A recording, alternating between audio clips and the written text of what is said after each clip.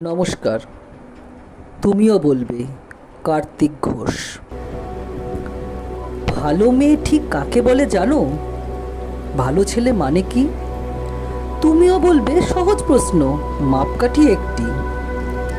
যে মেয়ে পেয়েছে অঙ্কে 100, যে ছেলে ভূগোলে সেরা, তারাই তো ভালো। সবাই বলছে হীরের টুকরো এরা।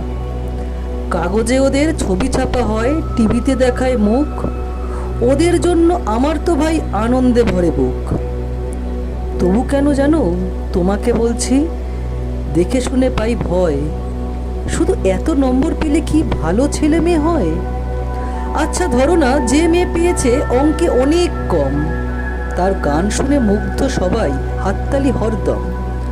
ওই যে ছেলেটা পাশ করে গেছে একেবারে টেনে টুনে, বলতে কি ভাই আমরা অবাক ওর আবৃত্তি শুনে। নাটকেও ওর নেশা আছে খুব, পরের বিপদে ছোটে। পাড়ার তিন্নি বাংলায় নাকি 30 পেয়েছে মোটে। কিন্তু মেয়েটা খেলাধুলাতে 10খানা গায়ে নামি। সত্যি বলো তো, তুমিও বলবে ওরা নয় কেউ দামি? চাই যে অনেক ইঞ্জিনিয়ার, চাই আরও ডাক্তার, পাশাপাশি চাই শিল্পী, খেলুড়ে, স্নেহময়ী সিস্টার। কম নম্বর পাওয়া ছেলেটাই কারিগর বলি আজ। দেশটা গড়তে তার হাতে দেখো কত দরকারি কাজ।